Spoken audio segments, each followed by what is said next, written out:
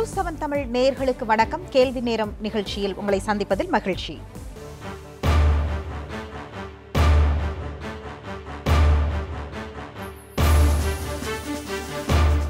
அப்துல் கலாம் சிலை திறப்பு விழாவில் பங்கேற்க வந்த பிரதமர் மோடி தன்னுடைய உரையில் மறைந்த முதலமைச்சர் ஜெயலலிதா பற்றி உருக்கத்துடன் பேசியிருக்கிறார். அந்த பேச்சு அதிமுக தொண்டர்களை வெகுவாக உற்சாகம் கொள்ளச் செய்திருக்கிறது. சில தினங்களுக்கு முன் பிரதமர் மோடியை சந்தித்து பேசிய ஓ பன்னீர்செல்வம் எம்ஜிஆர் நூற்றாண்டை முன்னிட்டு எம்ஜிஆர் நினைவு நாணயம் வெளியிட மத்திய அரசு முடிவு செய்துள்ளது, அதற்காக என்னுடைய நன்றி என்று கூறியிருக்கிறார். மேற்கண்ட இரண்டு நகர்வுகளையும் நுணுக்கமாக பார்த்தால் ஓர் அரசியல் கணக்கீடு கண்ணுக்கு தெரியும். அதென்ன அரசியல் கணக்கீடு? ஒரு பக்கம் அதிமுக அணிகளை இணைக்கும் முயற்சிகள் வெற்றி பெறாமல் கிணற்றில் போடப்பட்ட கல்லாக கிடக்கிறது. இன்னொரு பக்கம் அதிமுகவின் அதிகாரப்பூர்வ சின்னமான இரட்டை இலை சின்னம் முடக்கப்பட்டிருக்கிறது. இந்த இரண்டு அம்சங்களால் தங்களுடைய அரசியல் எதிர்காலம் குறித்த அதிருப்தியில் இருக்கும் எம்ஜிஆர், ஜெயலலிதா விசுவாசிகளையும் அதிமுக தொண்டர்களையும் தம்பக்கம் திருப்ப பாஜக வியூகம் வகுக்கிறதோ என்ற சந்தேகம் எழுகிறது. இதுவே இன்றைய கேள்வி நேரத்துக்கான களத்தையும் 5 அழுத்தமான கேள்விகளையும் எழுப்புகிறது. எம்ஜிஆர் நினைவு நாணயம், ஜெயலலிதா மீது உருக்கம் என்பதெல்லாம் அரசியல் நாகரீகம் மட்டும்தானா? அதிமுக பிரிந்து கிடப்பதை தமக்கு சாதகமாக பயன்படுத்த பார்க்கிறதா பாஜக? அதிருப்தியில் இருக்கும் அதிமுக தொண்டர்களின் அடுத்த சாய்ஸ் பாஜகவா? இரட்டை இலை இல்லாமல் போக மறைமுகமாக துணை போகின்றனரா அதிமுக அணிகள்? திராவிட பின்புலம் கொண்ட அதிமுக தொண்டர்கள் இந்துத்துவத்தை ஏற்பார்களா? இன்னும் பல கேள்விகளோடு இன்றைய கேள்வி நேரம் பயணிக்கிறது.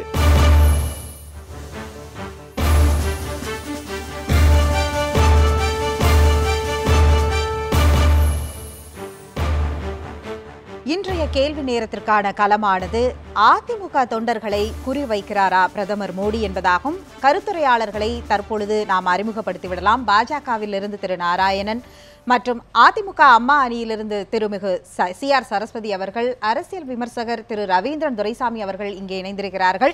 பத்திரிகையாளர் ஷியாம் அவர்கள் இணைய இருக்கிறார். நம்மோடு வெளியிலிருந்து நம்முடன் தொடர்பு தூத்துக்குடியிலிருந்து தூத்துக்குடி செல்வம் அவர்கள் நம்முடன் அதிமுக அதாவது ஓ பன்னீர்செல்வம் அவர்கள் அணியிலிருந்து நம்முடன் இணைந்திருக்கிறார்கள். அனைவரையும் வரவேற்று நிகழ்ச்சியை தொடங்கலாம். வணக்கம் நாராயணன் சார், உங்களிடமிருந்து தொடங்கலாம்னு நினைக்கிறேன்.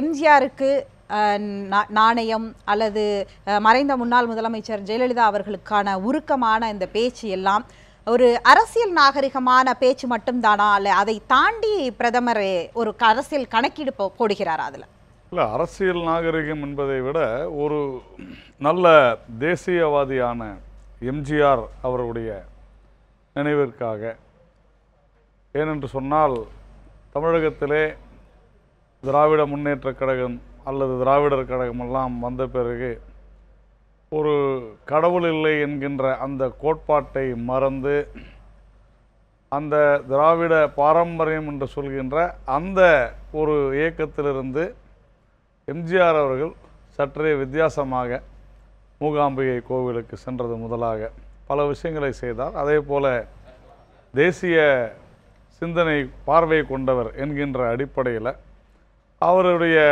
நினைவை ஒட்டி நாணயம் என்பது பெரும்பாலும் இது பல நூற்றுக்கணக்கான பேருக்கு இந்த நினைவு நாணயம் என்பது வழங்கப்பட்டிருக்கு. அது அவங்களுடைய நினைவை போற்றி எத்தனையோ நூற்றுக்கணக்கான நேரு, காந்தி எல்லாம் பார்த்தீங்கன்னா ஒரு 10-20 முறை அது மாதிரி செஞ்சுருக்கிறாங்க. அது இது என்னவோ தனியாக அவருக்கு மட்டும்தான் அப்படின்றது இல்லைன்னு சொன்னாலும் கூட அவருடைய நினைவை போற்றுதலுக்குரிய ஒரு விழாவாக அல்லது ஒரு சம்பவமாக இந்த நூற்றாண்டு என்கின்ற காரணத்தினால செய்கிற விஷயம். இதை ஒரு உள்நோக்கம் கொண்டு பார்ப்பது அவசியம் அல்ல என்று நான் கருதுகிறேன். அப்படி என்றால் இது எல்லோரும் தலைவர்களுக்கும் செய்யக்கூடிய 100ல் ஒன்றாகத்தான் இதை பார்க்கணுமா, இல்ல பிரத்யேகம்லாம் இதில் ஒன்றும் இல்லையா? இல்லை, நான் தான் சொன்னேன், எல்லாருமே ஒன்று தான்.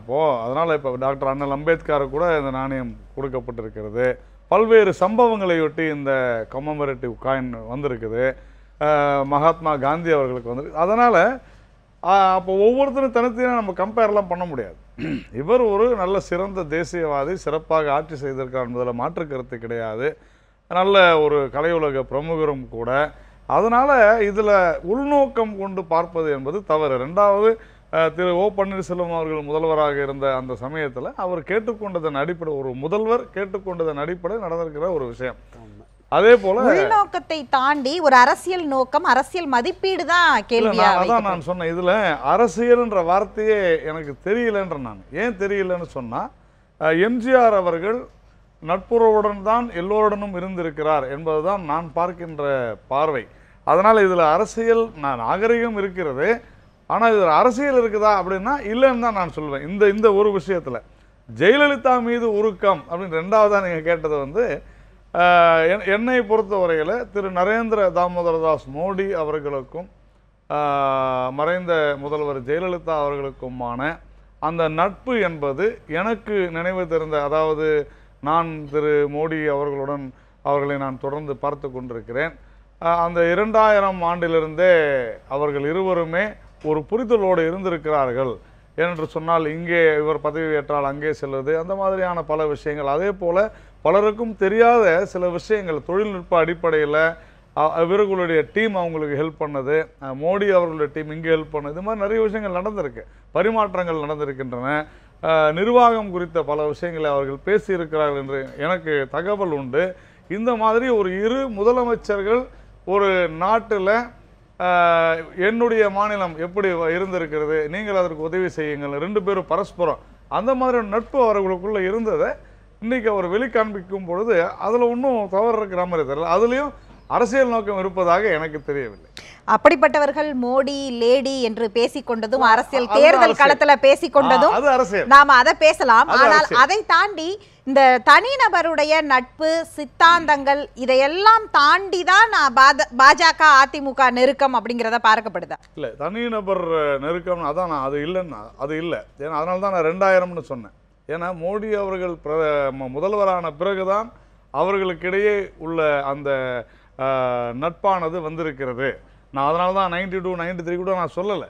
அப்போது அந்த ஒரு ஒரு மாநில முதல்வராக ஒரு நாட்டினுடைய நலன் கருதி, வளர்ச்சி கருதி, உங்கள் மாநிலத்தில் இது நல்லா நடக்குது, அதே மாதிரி எனக்கு வேணும்னு ஜெயலலிதா அவர்கள் கேட்டிருக்கலாம். உங்கள் மாநிலத்தில் சில விஷயங்கள் நடக்கிறதுன்னு மோடி அவர்கள் கேட்டிருக்கலாம்.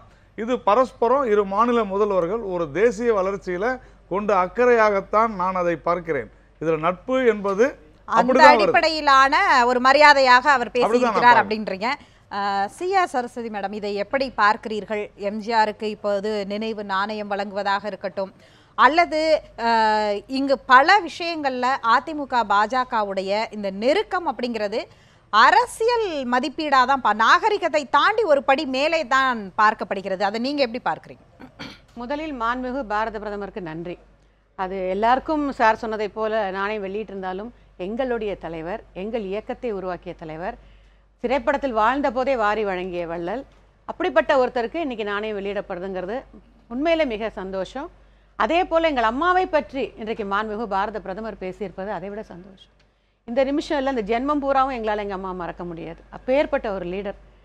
ஸோ திரு அப்துல் கலாம் ஐயா அவர்களுக்கு அம்மா அவர் பிரசிடென்ட் ஆகணுங்கிறதுக்காக எவ்வளோலாம் போராடினாங்கிறது எல்லாருக்குமே தெரியும். அவர் மேலே மிகுந்த மரியாதை வச்சிருந்தார். அதைத்தான் இன்னைக்கு மாண்புமிகு பாரத பிரதமர் சொன்னார். அந்த மேடையில் அம்மா இருந்திருந்தா ரொம்ப சந்தோஷப்பட்டிருப்பாங்க, அவங்களும் சந்தோஷப்பட்டிருப்பாங்க, நானும் சந்தோஷப்பட்டிருப்பேன்னு. நிச்சயமாக அந்த நினைவுகளை போற்றியதற்காகவும் உண்மையிலே நன்றி.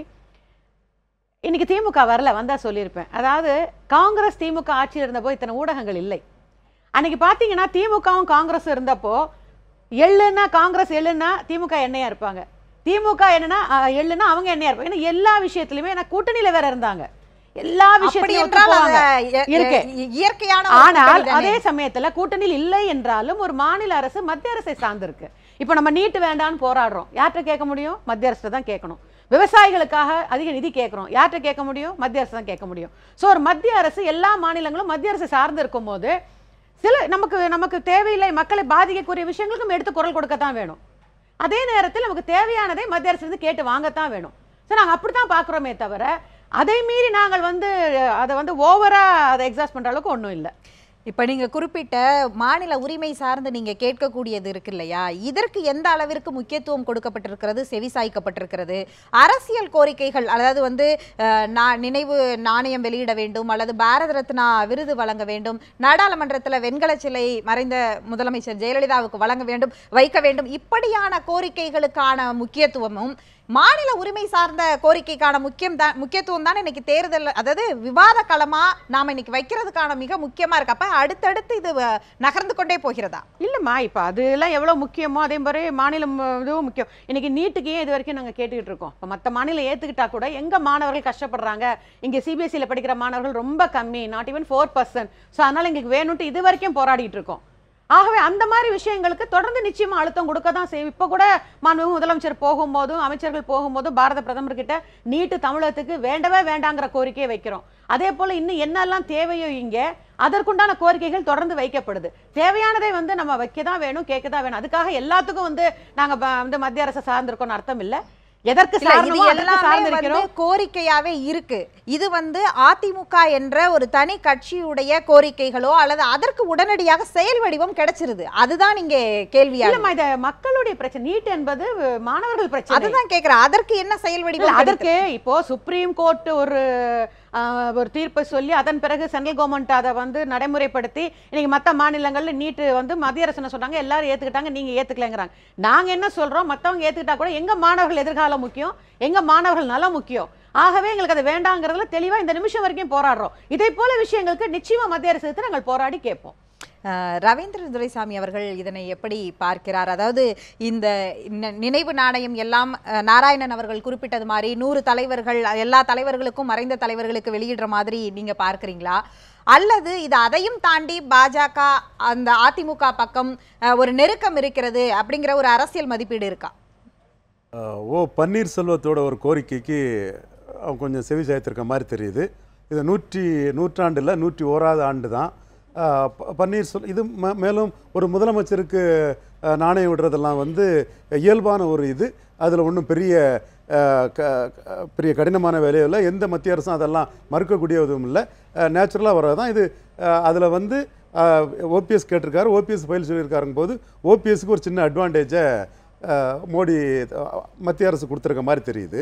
அது ஃபினான்ஸ் மினிஸ்டர் அருண்ஜேட்லி கொடுத்துருக்க மாதிரி தெரியுது. அடுத்தபடியாக ஜெயலலிதாவை பற்றி அவர் இல்லாத நினைவு வருத்தம் அளிக்கிறதுன்னு சொல்லியிருக்கிறாரு. இதுவும் 2 பேர் நட்பாக 2 சீஃப் மினிஸ்டராக இருந்தவங்க, ஒரு 37 எம்பிக்களோட உள்ள ஒரு தலைவி, அவர் பிரதமராக இருந்தவங்க போது இதுவும் இயல்பானது தான். அதில் ஜெயலலிதாவோட ஒரு குவாலிட்டியை அவர் பாராட்டியிருக்கிறாரு.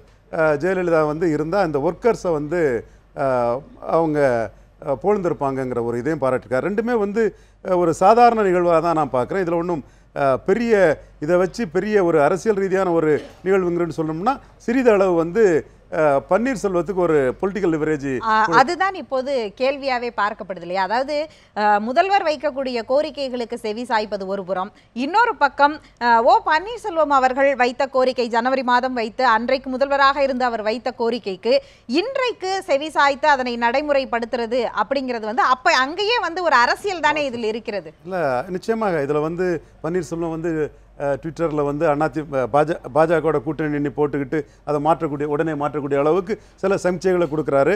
பன்னீர்செல்வத்துக்கு அப்பாயின்மெண்ட்டும் கொஞ்சம் இலகுவாகவே கிடைக்குதுங்கும் போது பன்னீர்செல்வத்திடம் ஒரு சாஃப்ட் கார்னரை மோடி காட்டுறாருங்கிறது தெளிவாகவே தெரியுது. பத்திரிகையாளர் ஷியாம் அவர்கள் இந்த நடவடிக்கைகளை அதிமுக பாஜக நெருக்கத்தை எப்படி பார்க்கிறீர்கள்? புதுடில்லியின் புரட்சி தலைவர் நரேந்திர தாமோதர் தாஸ் மோடி தான்.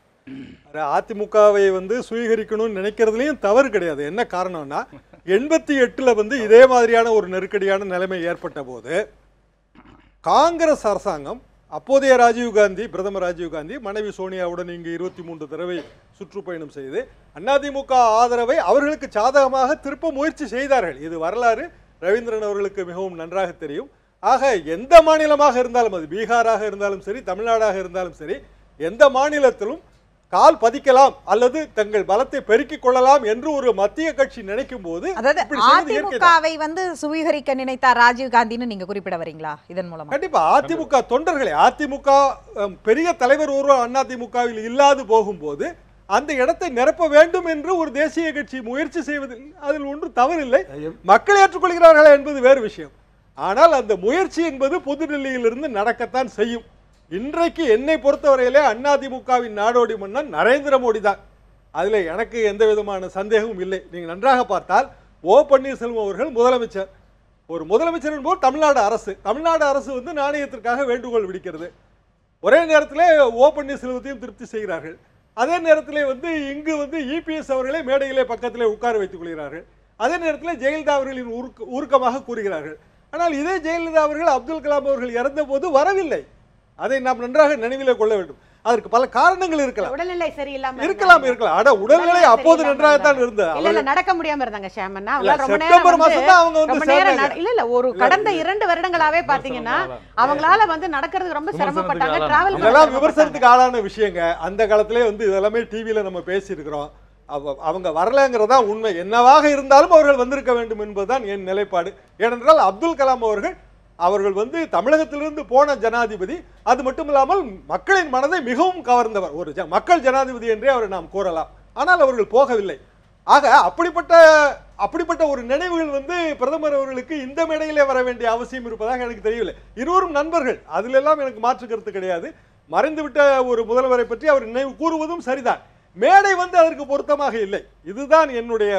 நீங்கள் குறிப்பிடுவதை வைத்து பார்க்கும் பொழுதே இங்கிருந்து அதிமுக தான் ஓடி ஓடி போய் பிரதமர் அவர்களையும் மத்திய அமைச்சர்களையும் அல்லது பாஜகவுடைய தலைவரையும் தேசிய தலைவரையும் பார்த்து விட்டு வருகிறார்கள். ஆனால் அவர் அங்கிருந்து வந்து பார்ப்பது போன்றும் அவரை வந்து நீங்கள் அவர்தான் இன்றைய நாடோடி மன்னன் அப்படின்னு நீங்க குறிப்பிடுவது எந்த அடிப்படையில் நீங்க சொல்றீங்க? அதை நான் எந்த அடிப்படையில் அதை சொல்றேன் அப்படின்னா, அண்ணா திராவிட முன்னேற்ற கழகத்திலே இன்றைக்கு பல அணிகள் இருக்கின்றன. நம்ம அனைவருக்கும் தெரிந்ததுதான். 2 அணிகள் பிரதானமாக தெரிகிறது. அணி என்று கூட சொல்லக்கூடாது. அது வந்து ஒன்று ஓபிஎஸ் கோஷ்டி, இன்னொன்று முதலமைச்சர் கோஷ்டி என்று பிரிக்கலாம். எங்கள் காலத்திலே வந்து திருநாவுக்கரசு கோஷ்டி, ஆர் எம் வீரப்பன் கோஷ்டி என்று இருக்கும். தேர்தல் ஆணையமான அணி அதிமுக அணி என்றதானே வச்சுக்குவோம். எங்க காலத்திலேயே வந்து இப்படி கோஷ்டியா இருக்கும். இந்த கோஷ்டி என்ன பண்ணுனா, தங்களுக்குள்ள முரண்பாடுகள் ஏற்படும் போது எம்ஜிஆரிடம் போய் ரெப்ரசன்ட் பண்ணி அந்த முரண்பாடுகளை தீர்த்து கொள்ள முயற்சி செய்வார்கள். இப்போது இவர்களுக்கு இடையிலே முரண்பாடு இருக்கும்போது டெல்லிக்கு போய் நரேந்திர மோடியிடம் தானே முறையிடுகிறார்கள். அப்படி என்றால் நரேந்திர மோடி அவர்களை இவர்கள் யாராக கருதுகிறார்கள்? எம்ஜிஆராகத்தான் கருதுகிறார்கள். நரேந்திர மோடி அவர்கள் எம்ஜிஆராக இருப்பதிலே எனக்கு மகிழ்ச்சி. ஏனென்றால் எம்ஜிஆர் உண்மையான மக்கள் தலைவர், மக்களை நேசித்தவர், இந்த மக்களுக்காக எவ்வளவு செய்தவர். நீங்க வந்து இதே கேள்வி நேர விவாதத்துல பிரதமர் மோடி அவர்கள் கட்ட பஞ்சாயத்தெல்லாம் செய்யவில்லை அப்படின்னு நீங்களே பேசியிருக்கீங்க. இல்ல நான் அப்படி பேசவே இல்லை. முதல்ல இருந்தே வந்து எப்பவுமே நான் என்ன சொல்லிட்டு இருக்கிறேன் அப்படின்னா வந்து அதிமுக வந்து அமித்ஷாவிடம் அடைக்கலம் புகுந்து விட்டது என்பதுதான் எனது நிலைப்பாடு. அதை பல்வேறு பத்திரிகைகளிலும் நான் எழுதியிருக்கின்றேன், பல்வேறு தொலைக்காட்சிகளிலும் நான் அதை கூறியிருக்கிறேன். காரணம் என்னவென்றால், உடைத்தவர்களுக்கு தானே சேர்க்க தெரியும், வேற வழியே இல்லையே. அண்ணா வந்து ராஜாஜியை வந்து காமராஜருக்கு எதிராக வந்து அதாவது அதிமுக உடைந்து போனதற்கு பாஜக தான் காரணம் அப்படின்னு நீங்க குற்றச்சாட்டு வைக்கிறீங்க. அதிமுக நீங்க நல்லா யோசிச்சு பாருங்க. அதிமுகல வந்து முதலமைச்சர் கேண்டிடேட் மாறும்போது ஓ பன்னீர்செல்வம் அவர்கள் ஒன்றுமே சொல்லவில்லை. அவரு 3 நாட்கள் வந்து சும்மா தான் இருந்தார், 4 நாட்கள் சும்மா தான் இருந்தார். அதற்கு பிறகு அவருக்கு என்ன தோன்றியதோ இல்லை யாரிடமிருந்து அவருக்கு வந்ததோ தெரியவில்லை. அதற்கு பிறகுதானே அவர் போய் சமாதியில தியானம் பண்ணாரு. அதற்கு பிறகுதானே அவருக்கு ஞானோதயம் ஏற்பட்டது. அவர் முதல்ல வந்து அதை மறுத்திருக்கலாம். மிரட்டினார்கள் வேற சொன்னாரு. ஆனா அவங்க மிரட்டினா வந்து ஒரு முதலமைச்சர் எப்படி மிரட்ட முடியும்? சரி, அவர் மிரட்டப்பட்டாருங்கிறத அதுக்கு பிறகு யாருமே பேசவே இல்லையே. இன்னைய வரைக்கும் அவர் மிரட்டப்பட்டாரா இல்ல மிரட்டப்படலையா? அதுக்கான விடை கிடைத்ததா? தொடர்ந்து நாம பேசலாம். தற்பொழுது தூத்துக்குடி செல்வம் அவர்கள் இந்த நிகழ்வு இன்றைக்கு பிரதமர் அவர்கள் பேசியதாக இருக்கட்டும் அல்லது இப்பொழுது எம்ஜிஆர் நினைவு நாணயம் இங்கே வந்து அறிவிக்கப்பட்டிருப்பதை எப்படி பார்க்கிறார் என்று கேட்கலாம். வணக்கம் சார், சொல்லுங்க.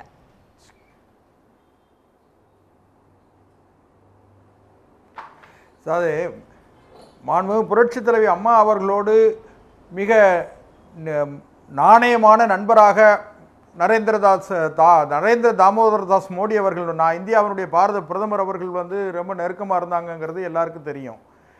இன்றைக்கு தமிழ்நாட்டில் மாண்புமிகு புரட்சித் தலைவி அம்மாவினுடைய பெயரால் நடக்கிற ஆட்சி இருக்கிற காலத்தில் நடக்கிற ஒரு நிகழ்வில், அதிலும் மரியாதைக்குரிய அப்துல் கலாம் அவர்களுடைய நினைவிடத்தை திறந்து வைக்கிற இடத்தில் அம்மாவை புகழ்ந்து பேசாமல் அம்மாவுடைய நினைவுகளை சொல்லாமல் பேசியிருந்தால்தான் தவிர பேசியது எங்களை பொறுத்தவரையிலே இது நன்றிக்குரிய விஷயம். நாங்கள் நன்றி கடன்பட்டிருக்கிறோம். இதில் என்னன்னு கேட்டிங்கன்னா, அனைத்து இந்திய அண்ணா திராவிட முன்னேற்ற கழகத்தை எவராலும் சுவீகரிக்கவும் முடியாது, ஆக்கிரமிக்கவும் முடியாது, கைப்பற்றவும் முடியாது. அப்படிப்பட்ட அவசியம் இல்லை.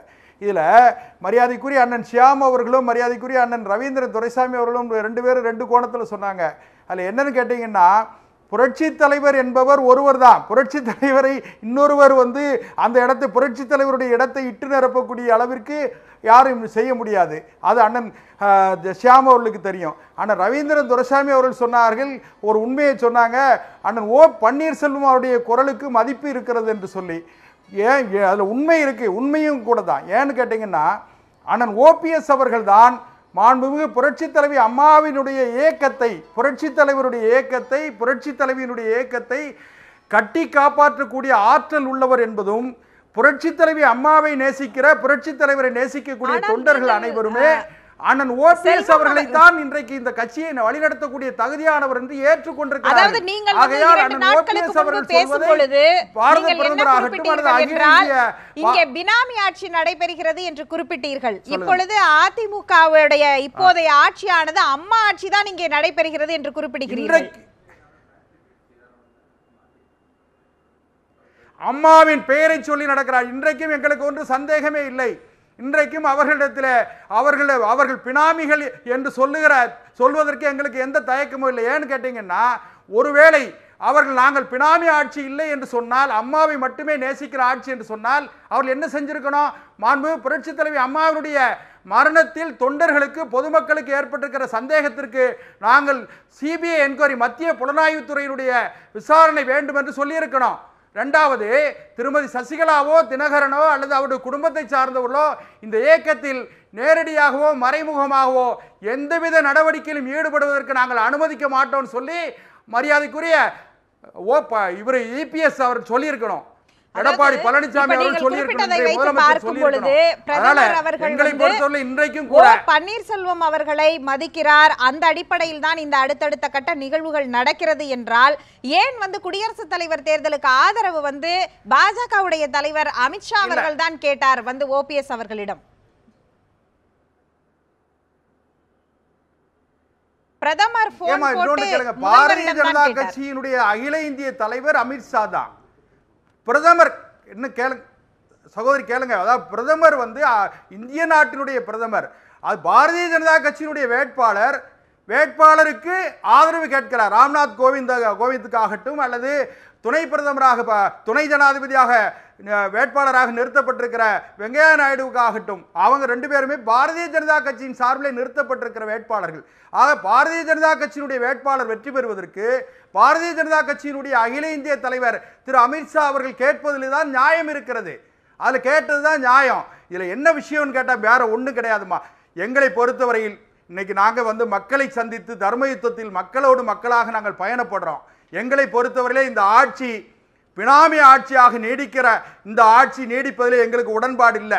இந்த ஆட்சி முழுக்க முழுக்க சுதந்திரமான அம்மாவின் ஆட்சியாக இருந்தால் இந்த ஆட்சி நீடிக்கணும். அப்படி இல்லைன்னு சொன்னா இந்த ஆட்சி அப்புறப்படுத்தப்படணும். மக்களை சந்திப்போம் வாங்க. மேடம், இப்ப அவர் சொல்வதை வைத்து பார்க்கும் பொழுதும் இப்படி செய்யறதுக்கு ரொம்ப எளிதான ஒரு வழி இருக்கு. இந்த ஆட்சி தொடர்ந்து நீடிக்காம இருக்கிறதுக்கு அதிமுகவோட 11 எம்எல்ஏக்கள் அவங்க கிட்ட இருக்காங்க. அவ்வளவு பேர் ரிசைன் பண்ணிட்டு திருப்பி தேர்தலை சந்திச்சா போச்சு. நாம பேசலாம். அதாவது சிஆர் சரஸ்வதி மேடம், நீங்க சொல்லுங்க. அதாவது இப்பொழுது அவர் வைக்கக்கூடியது இது அவங்க தான் அந்த கிரெடிட்டை எடுத்துக்கிறாங்க. பன்னீர்செல்வம் அவர்கள் வைத்த கோரிக்கைக்கு பிரதமர் மோடி அவர்கள் இப்பொழுது செவி சாய்த்திருக்கிறார். அதற்கு தான் இந்த நடவடிக்கைகள் எல்லாம் என்று இன்னொரு விஷயத்தை நாம இதோட சேர்த்து நாம ஒப்பிட்டு பார்க்கலாம். பன்னீர்செல்வம் அவர்கள் போனால் பிரதமர் அவர்களையும் சந்திக்கிறார், பாஜக தலைவர் அமித்ஷா அவர்களையும் சந்திக்கிறார். இங்கே எப்படி இன்றைக்கு இருக்கிறதோ ஒரு கொந்தளிப்பான ஒரு மனநிலை நீட் தேர்வு, இதை விட 2 மடங்கு ஜல்லிக்கட்டுக்கு இருந்தது. அங்கே போய் அமர்ந்து ஒரு சட்டத்தை நிறைவேற்றி பன்னீர்செல்வம் அவர் வாங்கி கொண்டு வருகிறார். இப்பொழுது முதல்வர் போய்விட்டு இன்னும் மீண்டும் அதே தான் சொல்லி இருக்கிறார். எதுவும் பெரிய அடுத்த கட்ட நகர்வா போகல. அப்ப பன்னீர்செல்வம் அவர்களுக்கு பாஜக நெருக்கம் காண்பிக்கிறதா?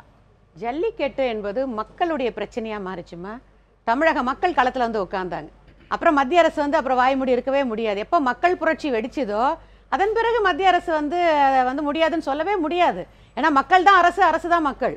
ஸோ ஜல்லிக்கட்டை பொறுத்த வரைக்கும் மக்களுடைய அந்த எழுச்சி அந்த ஜல்லிக்கட்டுக்கு வெற்றியை தேடி கொடுத்தது. அவர் திரு தூத்துக்குடி செல்வம் அவர்கள் பழைய வைக்கிற கோரிக்கைக்கெல்லாம் மதிப்பீடு கிடையாது. மக்கள் களத்துல இறங்கினாதான் எல்லா விஷயத்துக்கும் மக்கள் ஜல்லிக்கட்டுக்கா போராடினாங்க. மக்களுடைய வெற்றி அது. நீட்டை பொறுத்த வரைக்கும் நான் ஏற்கனவே சொன்னதை போல மத்திய அரசாங்கம் என்ன சொல்றாங்க, சுப்ரீம் கோர்ட் ஆர்டர் கொடுத்த பிறகு நாங்கள் போராடும் போது முதலமைச்சராக இருந்த ஓபிஎஸ் அவர்கள் எடுத்துக்கொண்ட முயற்சிக்கு கிடைத்த வெற்றி அதை சொல்லுங்க. எல்லாரும் எல்லா முயற்சி எடுத்தாலும் எல்லாரும் எல்லாத்துலயும் வெற்றிகளை போறது இல்ல. சிலது வெற்றி கிடைச்சதுன்னா அதுல மக்களுடைய பங்கு எவ்வளவு இருக்கு என்பது முக்கியம். இப்போ முன்னாள் முதல்வரும் சரி இந்நாள் முதல்வரும் சரி எல்லா முயற்சி எடுக்கிறீங்க. அதே நேரத்தில் மக்களுடைய எழுச்சி நம்ம சொல்லிதான் ஆகணும். ஜல்லிக்கட்டுல மக்களுடைய எழுச்சி நம்ம சொல்லிதான் ஆகணும். ரெண்டாவது இவங்க ஆரம்ப நாள்ல இருந்து அதைத்தான் சொல்லிட்டு இருக்காங்க. இப்ப அப்போலோ டாக்டர் கூட மிக தெளிவா சொல்லிட்டாரு, எந்த காலத்துல விசாரணைக்கு நாங்க தயார்.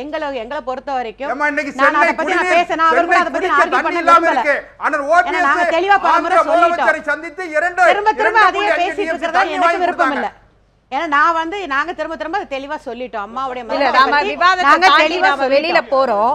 இப்ப ரொம்ப முக்கியமாக தெளிவா சொல்லிட்டோம். இல்ல அது இப்ப நாம பேச வேண்டியதல்ல. நாம இப்ப இது சம்பந்தமாக மட்டும் பேசுவோம். மத்திய அரசிடம் போய் முதல்வர் கேட்டால் அதில் நாங்க நிறைய பேசிட்டோம், நிறைய விளக்கங்கள் கொடுத்துட்டோம். அப்போலோ டாக்டர் ரெட்டி அவர்கள் மிக தெளிவா எந்த நேரத்திலயும் விசாரணைக்கு நாங்க தயார்னு சொல்லியாச்சு. அன்றைக்கு மாண்புமிகு முதலமைச்சரா திரு ஓபிஎஸ் தான் அங்க இருந்தார். 75 நாள் அவர் தான் இருந்தார். அதுக்கப்புறம் 60 நாள் சட்டமன்றத்தில் அவர் தான் இருந்தார். அப்பொழுதெல்லாம் நாம சொல்லிட்டோம். மேடம், நாம நிகழ்ச்சியுடைய இன்றைய முக்கியமான விவாதத்தை தாண்டி நாம வேற விவாதத்துக்கு போறோம். தெளிவா சொல்லிட்டாங்க திரு ரெட்டி அவர்கள், விசாரணைக்கு நாங்கள் எந்த நேரமும் இப்ப ஆல்ரெடி அது மற்றொரு விவாதத்துல நாம பேசலாம். இல்ல, நம்மளுடைய கேள்விக்கு நாம திரும்ப வரலாம். இப்பொழுது முதல்வர் எடப்பாடி பழனிசாமி அவர்கள் வைக்கக்கூடிய கோரிக்கைக்கு மத்திய அரசு என்ன மாதிரியான நிலைப்பாட்டை எடுக்கிறது? ஒரு மாநில, அதாவது மாநில உரிமை சார்ந்த விஷயம். கண்டிப்பா நீட்டுக்கு ஒரு நல்ல தீர்ப்பு வரும்னு எதிர்பார்த்துட்டு இருக்கோம்.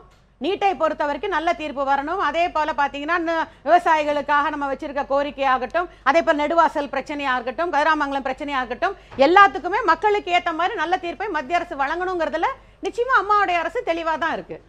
நாங்களும் தெளிவா தான் இருக்கோம். எங்களுக்கு பொறுத்த வரைக்கும் அது அம்மாவுடைய அரசு. அவங்க அது என்ன அரசு சொல்றாங்க தெரியுது, அம்மாவுடைய அரசு. இது அம்மாவுடைய நாராயணன் சார் ஒரே ஒரு நிமிஷம். அம்மாவை உண்மையாக தெய்வமாக நினைக்கிற யாருமே அம்மாவுடைய ஆட்சியோ அம்மாவுடைய கட்சியோ இல்லைன்னு நினைக்கவே மாட்டாங்க. இப்ப 2 பேர் பேசினதையும் கேட்டீங்க. இந்த அணிகளுடைய இந்த பிளவுகளை தான் மோடி தனக்கான ஒரு சாதகமாக பார்க்கிறார் என்று எடுத்துக்கொள்ளலாமா? அதாவது இன்னொரு குற்றச்சாட்டை வேற அவர் வச்சிருக்கிறார், இந்த பிளவுக்கு காரணமே பாஜக தான் வேற சொல்லியிருக்காரு. அவருடைய பார்வை, அவருடைய எண்ணங்கள். அவர் ஒரு மூத்த பத்திரிகையாளர்.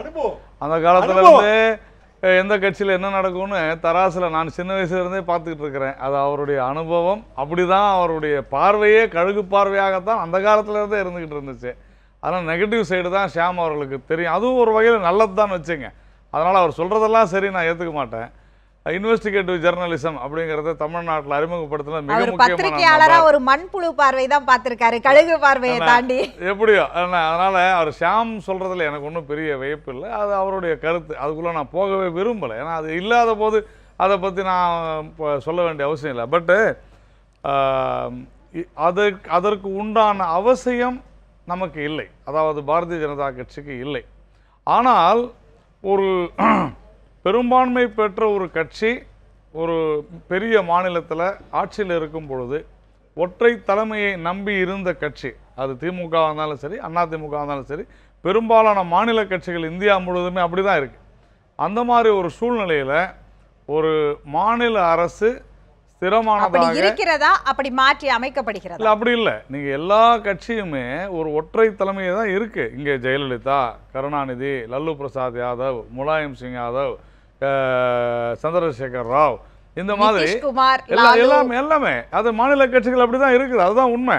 அப்போ ஒரு ஸ்டெபிலிட்டி வேணும் அப்படின்னு சொல்லும் பொழுது நான் ஏற்கனவே சொன்னது போல ஜெயலலிதா அவர்களுக்கும் நரேந்திர மோடி அவர்களுக்கும் உண்டான அந்த புரிதலின் அடிப்படையில் கூட ஒரு சில சொன்னாத மாதிரி இப்போ அறிவுரைகள் கேட்டால் சொல்வதில் கூட தவறு இல்லை. ஏன்னா ஒரு மாநில அரசு நிலையாக இருக்க வேண்டும் என்று ஒரு நாட்டினுடைய பிரதமர் நினைப்பதில் தவறு இல்லை. அதனால அதுக்குள்ள நீங்க அதுக்கு 1000 அர்த்தங்கள் கற்பித்து இதை பிளவுபடுத்துவதாக நம்ம 1000 அர்த்தங்களுக்குள்ள கூட போக வேணாம். வெங்கையா நாயுடு அவர்கள் சொன்னார், we support elected leader, we support elected government. அப்படி என்றால் இப்பொழுது மோடி அவர்களுடைய சப்போர்ட் ஆனது எலெக்டட் கவர்மெண்ட் ஆன எடப்பாடி அவர்களுக்கு அல்லது பன்னீர்செல்வம் அவர்களுக்கு? It doesn't mean that ஒரு எலெக்ட் பண்ண ஒரு லீடர் சீஃப் மினிஸ்டரா இருந்துட்டு வெளியே போயிட்டா அந்த சப்போர்ட் வாபஸ் வாங்கிக்கணுன்ற அவசியம் இல்லை. அதனால அதை விட்டுருங்க. நீங்கள் இவரையே எடப்பாடிக்கும் ஓபிஎஸ்க்கும் பிரச்சனை இருக்கிறது அல்லது ஒரு டிஃபரன்ஸ் ஆஃப் ஒப்பீனியன் இருக்குதுன்னு சொல்கிறதுனாலேயே இவர் எடப்பாடி பழனிசாமிக்கு எதிராக இவர் மேலே அவருடைய கோபம் திரும்ப வேண்டும் என்றோ அல்லது ஓபிஎஸ்க்கு எதிராக எடப்பாடி பழனிசாமி அவர்கள் மீது கோபம் திரும்ப வேண்டும் என்ற அவசியம் இல்லை. அதனால் இன்னும் சொல்லப்போனால் அண்ணா திராவிட முன்னேற்ற கழகத்திற்கு உள்ளே சில பிரச்சனைகள் இருந்தால் அதை தீர்த்து வைக்க வேண்டும் என்று அவர்கள் முறையிட்டால் அதை தீர்த்து வைப்பதற்கு உண்டான வழிமுறைகளையோ ஆலோசனையோ சொல்வது கூட தவறு இல்லை. நான் அந்த மாதிரி சொல்கிறாங்கன்னு சொல்லலை, சொன்னால் கூட தவறு இல்லை. ஏன் சொல்லக்கூடாதுன்றது தான் விஷயம். இன்னொன்று, இந்த நீட்டு பற்றி சொன்னாங்க. நீட்டு தொடர்ந்து நாம் சொல்லி கொண்டிருக்கிறோம். இதில் மாநில உரிமைகள் எங்கும் பாதிக்கப்படவில்லை. அதே போல் மாநில மாணவர்களுடைய அவங்களுக்கு பிரச்சனை அப்படின்னு சொல்கிறாங்க. அப்படி இல்லை. அதுதான் கேள்வி. அதாவது மாநில உரிமை சார்ந்து பாதிப்பு இருக்கா இல்லையாங்கிறத தாண்டி மாநில உரிமை சார்ந்த கோரிக்கைகளுக்கோ அல்லது இங்கிருந்து வைக்கக்கூடிய அழுத்தங்களுக்கோ மத்திய அரசு எப்படி பார்க்கிறது? முதல்வர் எடப்பாடி பழனிசாமி அவர்கள் 2 நாள் அங்கே தங்கி இருக்கிறார். அவர் என்ன மாதிரியான சுகிதா, கொஞ்சம் நம்ம இதை அதான் கொஞ்சம் டீப்பா பார்க்கணும். நான் அதை முடிச்சிடுறேன். ஆனால் ஒரு அதிமுக அணியுடைய கோரிக்கைக்கு உடனடியாக அது மட்டும் அமல்படுத்துறது அப்படிங்கிறது எப்படி? தவறான விஷயம். அதான் சொன்னேன், அதிமுக அணியினுடைய கோரிக்கை இல்லை, அதிமுக முதலமைச்சராக இருந்த பொழுது வைக்கப்பட்ட கோரிக்கை. அதனுடைய ப்ராசஸ்ல அது இன்னைக்கு கிளியர் ஆகி வந்திருக்கு. இவ்வளவுதான். நீங்க அததான் ஷாம் அவர்கள் சொன்னார்கள். அப்படி என்றால் இது அரசு வைத்த கோரிக்கை, தமிழக அரசு வைத்த கோரிக்கை. தமிழக அரசு தானே அதுக்கு. அவர் ஓபிஎஸ் கிரெடிட் எடுத்துக்கிறார், தவறு இல்ல. ஓபிஎஸ் கிரெடிட் எடுத்துக்கிறாரு, ஆனா தமிழ்நாடு தவறு இல்ல. நான் ஓபிஎஸ் அவர்கள் கிரெடிட் எடுத்துக்கிட்டா கூட தவறு இல்லைன்னு தான் சொல்றேன். ஆனா இது தமிழக அரசு ஜனவரி 17, நான் தான் தேதியோடய சொல்றேனே, அந்த தேதியில தான் வச்சிருக்காங்க. அது வேற. டெல்லிக்கு லெட்டர் போட்டாங்க, எல்லாரும் எடுத்துக்கலாம். ஜல்லிக்கட்டை பொறுத்தவரையில அது கடந்த 3 வருடங்களாக நாங்கள் தொடர்ந்து சொல்லிக் கொண்டிருந்தோம். மாநில அரசு தான் இதற்கு சட்டம் இயற்ற வேண்டும், மத்திய அரசால் ஒன்றும் செய்ய முடியாதுன்னு பலமுறை சொல்லியும் அது அதிமுக மட்டுமல்ல, திமுக மட்டுமல்ல, ஊடகங்களின் காதுகளில் கூட அது விடவில்லை. ஆனால் இந்த முறை கொஞ்சம் பலமாக விழுந்துச்சு. மாநில அரசு சட்டம் இயற்றுறது, இவ்வளோதான். நீட்டை பொறுத்த வரையிலும் இன்னைக்கு கிட்டத்தட்ட 33,000 பேர் இங்கே தேர்ச்சி பெற்றிருக்கிறாங்க. அதில் 4,500 பேர் தான் சிபிஎஸ்சி. மீது 29,000 பேர் மாநில பாடம் படித்தவங்க தான். அந்த 33,000 பேருக்கு தான் சீட்டு கிடைக்கும். அதை தாண்டி யாரும் கிடைக்க போகிறதில்ல. அதே போல் இடஒதுக்கீடுன்னு அந்த சமூக நீதினு சொல்கிறது கூட இது அந்த 69% இந்த 33,000 பேர்கிட்ட இது எங்கேயும் இல்லை. இல்லை, இவங்க பேசுறதுனால சொல்கிறேன். அதனால் இங்கே எங்கேயும் மாநில உரிமைகளோ சமூக நீதிக்கோ பங்கம் இல்லை. ஆனால் உச்சநீதிமன்றம் சொன்னதன் அடிப்படையில் தான் இது நடந்துள்ளது. அதே உச்சநீதிமன்றத்தில் வழக்கு இருக்கும் போதுதான் ஜல்லிக்கட்டுக்கு நீங்க தீர்ப்பு வழங்காதீங்கன்னு சொல்லி தாமதப்படுத்த வைத்து இங்க இருந்து ஒரு சட்டம் நிறைவேற்ற முடியல. ஒரு வழக்கு நடந்து கொண்டிருக்கும் போது கேட்பது வேறு. இதுல ஜல்லிக்கட்டு பொறுத்தவரையிலும் மத்திய அரசு மாநில அரசை நிர்பந்தித்தது. உடனடியாக அதை நாம செய்ய முடிஞ்சது செஞ்சோம். இந்த விஷயத்துல சட்ட சிக்கல்கள் இருக்கிறது, இது முடியாது. ஓப்பனா பார்லிமெண்ட்ல சொல்லியாச்சு. வாத பிரதிவாதங்கள் நிறைய இருக்கு. நாம தொடர்ந்து அதை பத்தி பேசலாம். ஒரு பக்கம் ஆளுமையாக பார்த்த அதிமுகவுடைய தலைவர்கள் இன்றைக்கு இல்லை, கட்சியுடைய சின்னமும் இன்றைக்கு கையில் இல்லை என்று அதிருப்தியில் இருக்கக்கூடிய அதிமுகவுடைய தொண்டர்களை அடுத்த தேர்வாக பாஜக இருக்கிறதா என்பதை சிறிய இடைவேளைக்கு பிறகு பேசலாம்.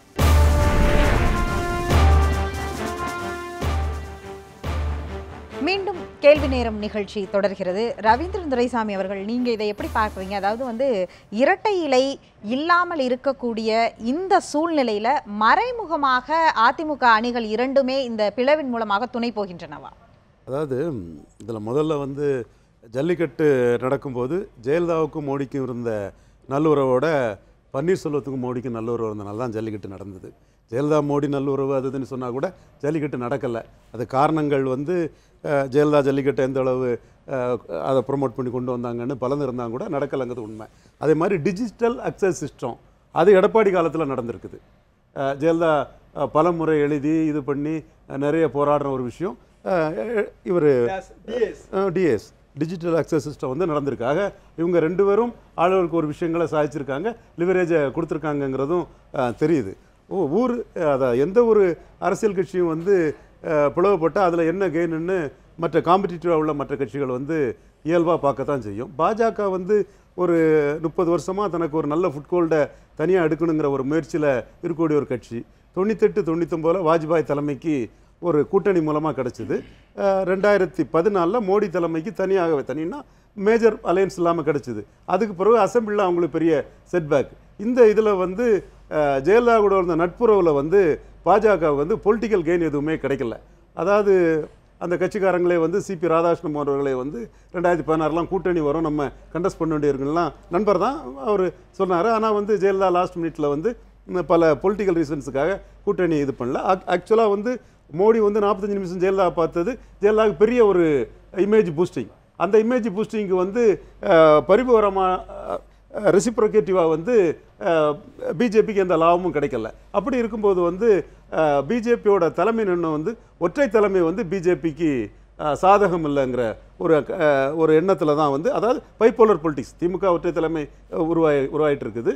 இங்கேயும் ஒற்றை தலைமைன்னு சொல்லும்போது பைப்போலர் பொலிட்டிக்ஸில் இங்கே வந்து பிஜேபிக்கு வந்து பாசிட்டிவ் ஓட்ஸோட நெகட்டிவ் ஓட்ஸ் ஜாஸ்திங்கிறனால கூட்டணி வாய்ப்புகள் இல்லாமல் போகும். தனிச்சு நின்னா வந்து ஒரு இடத்த தவிர மற்ற இடங்களில் வாய்ப்பு இல்லைங்கிற சூழ்நிலையில் அதிமுக பிளவை வந்து பிஜேபி முழுக்க சாதகமாக தான் பார்க்குது. ஏன்னா இன்னும் சொல்லப்போனால் அந்த கட்சி ஒரு பெரும்பான்மை சமுதாயத்தை பிரதிபலிக்கிற ஒரு கட்சி வந்து கர்நாடகா, மகாராஷ்டிரா, தென் யூபி போன்ற இடங்களில் வந்து இருமுனை போட்டிங்கிற நிலைமை மாறி ஒரு கட்சி பலவாறு பிளவுபடும் போது இந்த கட்சி 2%லேருந்து எமர்ஜ் ஆகி போன ஒரு கட்சி. கர்நாடகாவில் அப்படி தான் அது எமர்ஜ் ஆகி போச்சு. ஹெக்டேயோட கட்சி, தேவகவுடா, ஹெக்டேன்னு. இல்ல, நீங்க சொல்லக்கூடிய இந்த கால்குலேஷன் அப்ப இந்த இரண்டா இருக்கிறத தான் பாஜக விரும்புகிறது. நிச்சயமாக அதிமுக பிளவுபட்டு இருக்கிறத தான் பாஜக விரும்புகிறது. பலரும் சொல்றாங்க சேர்த்து வைக்க போறாங்கன்னு சொல்றாங்க. எனக்கு அதுல நம்பிக்கை இல்லை. ஏன்னா சந்திரசேகர் ராவுக்கு தான் சோனியா காந்தி சந்திரசேகர் ராவுக்கு வந்து தெலுங்கானாவை பிரித்து கொடுத்து எல்லாமே பண்ணி வச்சாங்க. அவங்க வந்து ஜெகன் ரெட்டியோட செல்வாக்குக்கு ஒரு பிரச்சனை வரும்போது சிதம்பரம் போய் பேசி இது பிரித்து கொடுக்கக்கூடிய சூழலை வந்தாங்க. இதுவரை நடக்காத தெலுங்கானா நடந்து கடைசி நேரத்தில் சந்திரசேகர் ராவ் வந்து சோனியா காந்தியை ஏமாற்றிட்டு அவர் இன்னைக்கு தெலுங்கானாவின் முடிசூடா மன்னனாக இருக்கார். 50% வாக்குக்குள்ள ஒரு தலைவராக இருக்கிறார். ஆக இவங்களை பிரித்து வைக்கும்போது வந்து பொலிட்டிக்கல் வந்து மூவ்ஸ் அண்ட் கவுண்டர் மூவ்ஸ் எல்லா காலகட்டமே நம்ம பவர்ஃபுல்லாக இருக்கும்போது வந்து நம்மளை அக்செப்ட் பண்ணிட்டு இருப்பாங்க. ஒன்ஸ் நம்ம பலகீனம் அடைஞ்சிட்டு அல்லது ஈவாப்தி எலெக்ஷன் வரும்போது வந்து எப்படி டிச் பண்ணுவாங்க, என்ன பண்ணுவாங்கன்னு சொல்ல முடியாது. ஆக இன்னொரு கட்சியை சேர்த்து வைக்கல ஒரு கட்சிக்கு லாபம் இல்லைங்கிறதா நான் நினைக்குது. வர்றதெல்லாம் வந்து செய்திகள் வந்து ரொம்ப ஸ்ட்ராங்காக வந்தாலும் கூட I have my own doubts. இது நாராயணன் அவர்கள் தான் தீர்த்து வைக்கணும். அவர்கிட்ட கேட்டுட்டு உங்கள்கிட்ட வரேன். ஏன்னா அவர் வந்து நேரடியாக, அவங்க 2 பேருமே நேரடியாக இது வந்து பாஜக தான் வந்து இந்த பிளவுக்கு காரணங்கிறத நேரடியாகவே அவங்க 2 பேரும் சொல்றாங்க. இதை எல்லாத்தையும் தாண்டி நீங்க முதல் கேள்விக்கே சொன்னீங்க இதுல அரசியலே இல்லை, இது வந்து ஒரு அரசியல் நாகரிகமான ஒரு செயல்பாடு, எல்லாருக்கும் நடக்கிற ஒண்ணுதான் அப்படின்னீங்க. சரி, அரசியலே இல்லை என்றால் இன்றைக்கு பிரதமர் ஒரு மாநிலத்திற்கு வருகிறார், அந்த மாநிலத்துல சில பிரச்சனைகள் இருக்கு, அந்த பிரச்சனையெல்லாம் விட்டுருவோம். அவர் போய் நிக்கிற ராமேஸ்வரம் மண்ணுல சில பிரச்சனைகள் இருக்கு. முதல்வர் சொல்கிறார் கச்சத்தீவு குறித்து உடனடியா தீர்வு கிடைக்கும்னு. ஆனால் பிரதமர் மோடி அவர்கள் அது குறித்து எதுவுமே அங்க பேசல. மீனவர்கள் பிரச்சனை குறித்து எதுவுமே பேசவே இல்லையே. இல்ல மீனவர்கள் பிரச்சனை குறித்து தெளிவா பேசியிருக்கிறார். எல்லை தாண்டி செல்வதனால் ஏற்படும் பிரச்சனைகளுக்கு அப்ப கூட இலங்கையை பேரை குறிப்பிடாம தானே பேசினாரு. எல்லை தாண்டினா அது இலங்கை தான். இப்படி ஒன்னொன்னா வந்து சுகிதா கேட்கறதுக்கெல்லாம் பதில் சொல்லி பிரதமர் பேசணும்னோ மற்றவங்க கேட்கறது சொல்லணும்னு அவசியம் இல்லை. நாம் புரிந்து கொள்ள வேண்டும். இது சுகிதாவுடைய கேள்வி இல்ல, மக்களுடைய ஒரு பார்வையில இருந்து தான் அந்த கேள்வி வருது. I am not trying to personalize you, just சொல்றேன்.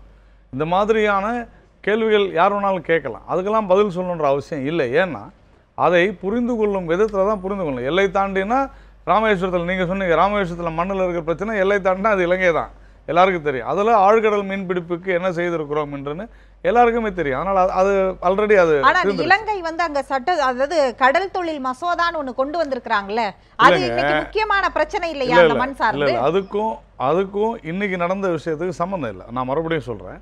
அதே போல் கச்சத்தீவு பிரச்சனை குறித்து எடப்பாடி பழனிசாமி அவர்கள் பேசலாம். ஏன்னா அவரோட பிரச்சனை இங்கே இருக்குது. ஆனால் நம்மை பொறுத்த வரையில் அது வழக்கு நிலுவையில் இருக்கிற காரணத்தினால அதை பற்றி இப்போ பேச முடியாதுன்னு தொடர்ந்து நாம சொல்லிக்கிட்டு இருக்கிறோம். ஏன்னா அது வந்து வழக்கு தான் முடிவு. தேர்தல் பிரச்சார கூட்டத்தில் திருச்சியில பேசக்கூடியத அந்த மண்ணுல இன்னைக்கு தன்கிட்ட இருக்கிற அதிகாரத்தை வச்சு பேச முடியாதா பிரதமரால? இல்ல, அது முடியாது. ஏன் முடியாதுன்னா சுப்ரீம் கோர்ட்ல அது நிலுவையில் இருக்கிறதுனால பேச முடியாது, பேச வேண்டிய அவசியம் இல்லை.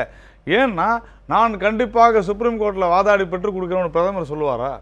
இந்த அரசாங்கம் அதனுடைய வெளியுறவு கொள்கை என்று ஒன்று இருக்கிறது. அதன் அடிப்படையில் தேர்தல் பிரச்சார வாக்குறுதிகளில் இது நீதிமன்றம் சட்ட சிக்கல்கள் எல்லாம் பரிசீலனைக்கு எடுத்துக்கொள்ளப்படாதா? அப்பயும் நாம என்ன சொன்னோம்னா, நாம கண்டிப்பா அதற்காக போராடுவோம், இதற்காக முயற்சி செய்வோம். எங்களுடைய மத்திய அமைச்சர் பொன் ராதாகிருஷ்ணன் உட்பட, டாக்டர் தமிழிசை சவுந்தரராஜன் உட்பட, அமித்ஷா உட்பட, இவங்க சுஷ்மா ஸ்வராஜ் உட்பட எல்லாருமே சொன்னோம். ஆனா இங்கே இப்போ அங்க பேச்சுவார்த்தையின் மூலமாக அன்னைக்கு இருந்த சூழ்நிலை, காங்கிரஸ் ஆட்சி இருந்தபோது அங்கே ஒரு பேச்சுவார்த்தையே நடத்த முடியாத சூழ்நிலை இருந்துச்சு. நம்ம ஆட்சி வந்த பிறகு அங்கே பேச்சுவார்த்தையை நடத்தக்கூடிய ஒரு சூழ்நிலை இருக்கிறது. இன்னும் கூட நாம் நம்பிக்கை இழக்கவே இல்லை. 6 முறை இது வரைக்கும் பேசியிருக்கிறோம். அதனால் உறுதியாக நம்முடைய இந்திய இலங்கை தமிழ் மீனவர் பிரச்சனை 2 பேருமே தமிழர்கள் தான். நீங்கள் இல்ல சுனிதா, இதுல குறிப்பிடக்கூடிய முக்கியமான நம்பிக்கை விஷயம் தரக்கூடிய இல்ல வார்த்தைகள் இல்ல இல்ல தானே இல்ல பிரதமர் இல்ல மக்கள் இல்ல எதிர்பார்ப்பாங்க. இதுல முக்கியமான விஷயமே தொப்புள் கொடி உறவுன்னு சொல்ற அந்த தமிழர்கள் தான் அங்கேயும் பிரச்சனை, புரிஞ்சுங்க. ஆனா நாம ரொம்ப சேஃபா என்ன பண்ணுறோம், இலங்கை தமிழர் பிரச்சனையை பேசும்போது தமிழ் தொப்புள் கொடி உறவுன்னு சொல்றோம். ஆனா அங்க இருக்கக்கூடிய மீனவர் பிரச்சனை வரும்போது இலங்கை மீனவர்னு சொல்றோம். அது தவறு. அங்க இருக்கக்கூடிய தமிழ் மீனவர்கள், நம் தொப்புள் கொடி உறவுகள் தான் இங்க பிரச்சனையை பத்தி பேசுறாங்க. இது பலமுறை நாம பேசிக்கிட்டு தான் இருக்கோம். அதனால இது பேச்சுவார்த்தையின் மூலம் மட்டுமே இதை சால்வ் பண்ணக்கூடிய ஒரு விஷயம். அதனால நாம் அதை அந்த இலக்கை நோக்கித்தான் நாம் சென்று கொண்டிருக்கிறோம். டிப்ளமேட்டிக்காக தான் இதை நம்ம பேசிக்கிட்டு இருக்கிறோம். அதுல ஒன்றும் சந்தேகம் இல்லை. டிப்ளமேட்டிக்கா பேசுவது என்பது அதில் வந்து ஏற்றுக்கொள்ளக்கூடிய legal சில ஆவும் விஷயங்கள் இருக்கு. ஆனால் இன்றைக்கு அந்த மேடையில் பிரதமர் அவர்கள் பேசியது 1.5 கோடி தொண்டர்கள் இருக்கிறார்கள் என்று அதிமுகவினர் சொல்லிக்கொண்டே இருப்பார்கள். அவர்களுக்காக பேசினாரா? அவரே குறிப்பிடுகிறார் 120 கோடி மக்களும் நாம ஒவ்வொருவரும் வளர்ச்சியை நோக்கி படி எடுத்து வைக்கணும்னு சொல்றாரு. தமிழகத்துல இருக்கக்கூடிய 8 கோடி மக்களுக்கு சேர்த்து பேசினாராங்கிறது தான் கேள்வி. அதுல உங்களுக்கு என்ன சந்தேகம்? அது கழிச்சிட்டு 120 கோடியில் 8 கோடி கழிச்சிட்டு 112 கோடி நான் சொன்னார், அப்படி இல்லையே. அதுதான் சொல்றேன். ஒரு வார்த்தையும் நாம் அர்த்தம் கண்டுபிடிச்சு குறை சொல்லணும்னா சொல்லிக்கிட்டே இருக்கலாம். அதுக்கு 24 மணி நேரம் போதாது. ஆனால் பிரதமர் இப்போ ஏன் அப்படி பேசினார், பிரதமர் ஏன் இப்படி பேசினார், தமிழ்நாட்டில் 1000 பிரச்சனை இருக்குன்னா நீங்க சொல்றீங்க தமிழ்நாட்டில் 1000 பிரச்சனை இருக்குன்னு. நான் என்ன சொல்றேன், தமிழ்நாட்டில் பிஜேபி வளர்கிறது என்கிற காரணத்தினால மத்திய அரசின் மீது இந்த பிரச்சனைகள் வேண்டும் என்று திணிக்கப்படுகிறது. பிரச்சனையை உருவாக்கி கொண்டிருக்கிறார்கள். அது நெடுவாசலாகட்டும். பாஜக வளர்கிறதுன்னு சொல்லல, நான் சொல்றேங்க. வளர முடியல, அவங்க 2 பேரும் அதனாலதான் என்கிறார்கள். இரட்டையிலேயே அப்படிதான் குறிப்பிடுகிறார்கள். இல்ல இல்ல சாம் சார், ஒரு நிமிஷம் நான் முடிச்சேன். இல்ல நீங்க நான் முடிச்சேன். இல்ல வேண்டாம், அப்புறமா நீங்க பேச வேண்டாம், தேவையில்லை, பரவாயில்ல, அது அவங்க சொல்லணும். நான் என்ன சொல்ல வரேன், இந்த விவகாரத்துல நான் அவங்க 2 பேருக்கும் நான் பதில் சொல்வதாக நான் நினைக்கவில்லை. ஜெனரலா டிஸ்கஷன் வரும் பொழுது நீங்க கேட்ட கேள்விக்கு தான் நான் பதில் சொன்னேன். என்ன, இலங்கை தமிழர் பத்தி ஏதாவது மீனவர்கள் பத்தி பேசல, நீங்க பேசினாருன்னு சொன்னேன். அந்த கச்சத்தீவு பத்தி பேசல அப்படின்னு சொல்லும்போது கச்சத்தீவு குறித்து கண்டிப்பாக இந்த அரசாங்கம், கச்சத்தீவு என்பது பிரச்சனையில் ஒரு பகுதி தான். அதனால் அந்த பிரச்சனையை முழுக்க தீர்ப்பதற்காக இந்த அரசாங்கம் முயற்சி செய்து கொண்டிருக்கிறது. அதனால மற்ற பிரச்சனைகள் எல்லாமே தூண்டிவிடப்படுகிற பிரச்சனைகள் தான். அப்படிங்கிறதுல எங்களுக்கு ஒன்றும் மாற்றம். ஷாம் சார், நீங்க சொல்லுங்க. அதாவது இரட்டை இலை இன்னும் கிடைக்காமல் இருப்பது, இப்ப அதிமுக பிளவுக்கு காரணத்தை சொல்லியாச்சு. பிளவு ஆனதுக்கு அப்புறம் தான் இந்த இரட்டை இலை யாருக்குங்கிறது வருது. அப்ப அதற்கும் பாஜக தான் காரணமா? இதுல அனாலஜி 88க்கும் 2017க்கும் 88ல எம்ஜிஆர் இல்ல, 2017ல ஜெயலலிதா இல்ல, 88லயும் இரட்டை இலை இல்ல, இப்பவும் இரட்டை இலை இல்லை. ஆனால் 88ல அதிமுக அரசு இல்லை. இப்போது அதிமுக அரசு இருக்கிறது. 122 எம்எல்ஏக்களோட இருக்கிறது. +1 123 ஆயிடுச்சு. இன்னும் எத்தனை பேர் வராங்கன்னு நமக்கு தெரியாது. இப்படிப்பட்ட நிலைமையில பாரதிய ஜனதா அதிமுகவை வசீகரிக்கிறதா இல்லையாங்கிற கேள்விக்கு நம்ம விடை தேடலுங்க. நான் வசீகரிக்கிறது நினைக்கிறேன். எப்படின்னா, எம்ஜிஆர் அவர்கள் புனர்ஜென்மம் எடுத்ததற்கு 2 பேர் காரணம். ஒருவர் டாக்டர் ஹண்டே, இன்னொருவர் எம்ஜிஆர் அவர்களுக்கு சிறுநீரகம் கொடுத்த லீலாவதி அவர்கள். 2 பேரும் இன்னைக்கு எங்க இருக்காங்க? எங்க சார் இருக்காங்க? பிஜேபியில இருக்காங்க. நரேந்திர தாமோதர தாஸ் மோடி பிரதமர் அவர்கள் அது எப்படி அரசியல் இல்ல இல்ல இல்ல கேளுங்க. நீங்க நினைக்கிறீங்க, நரேந்திர தாமோதர தாஸ் மோடி அவர்கள் விமானம் ஏற போகும்போது லீலாவதி அவர்கள் வந்திருக்கிறார்கள் என்று சொன்ன பிறகு விமானத்தில் ஏறிய பிரதமர் இறங்கி சந்திக்கிறார். அதாவதுங்க, நம்ம சமிக்ஞைகளை வைத்துத்தான் சூசகங்களை நாம் அரசியலில் புரிந்து கொள்ள முடியும். பெரிய இடத்துல இருக்கிறவங்க என்ன சமிக்ஞை கொடுக்குறாங்கன்னு வச்சுதான் பத்திரிகையாளர்கள் அதை நம்ம ரீட் பண்றோம். அதைத்தான் நம்ம ரவீந்திரனாக இருந்தாலும் சரி, நானாக இருந்தாலும், நீங்களாக இருந்தாலும் அதை வச்சுதான் நம்ம இதை பிரிச்சு பார்க்கிறோம். அப்போ தமிழ்நாட்டில் நேச்சுரலா ஒரு வெற்றிடம் இருக்குன்னு தேசிய கட்சி நினைக்குது. இதுக்கு முந்தி காங்கிரஸ் நினைச்சது 30 வருடங்களுக்கு முன்னாடி. இப்போ பிஜேபி நினைக்குது. 2 கட்சியும் வளர்ந்திருக்கா வளரலையாங்கிறது இல்ல கேள்வி அல்ல, முயற்சி நடக்கிறதா இல்லையா என்பதுதான் கேள்வி. முயற்சி நடந்தது. இப்போது 122 123 எம்எல்ஏக்களை கொண்ட ஒரு கட்சி ஆட்சியிலே இருக்கிறது. இனி அது ஒன்றும் ஆகாது என்ற நிலைமைக்கு மத்திய அரசு வந்த பிறகு 11 பேர் கொண்ட ஒரு கட்சியை ஆதரிக்க வேண்டும் என்று அதற்கு அவசியம் இல்லை. இந்த 11 பேரில் யார் விரும்புகிறார்களோ அவர்கள் தாய்மதம் திரும்பட்டும் என்கிற சிக்னல் கொடுத்தாகிவிட்டது. அப்ப நாம இது குறித்து நாம செல்வம் அவர்களிடம் தான் இந்த கேள்விக்கான பதில கேட்கணும். அதாவது இப்போது இங்கே வந்து ஒரு பெரும்பான்மை இருக்கிறது, அதனால் வந்து பிரதமர் அவர்கள் வந்து ஓ பன்னீர்செல்வம் அவர்களை கவனித்துக் கொள்ள வேண்டும் அல்லது அவருக்கான ஒரு நட்பை வளர்த்துக் கொள்ளணும்னு எந்த அவசியமும் இல்லை அப்படிங்கிறத ஷாம் சார் சொல்றாரு.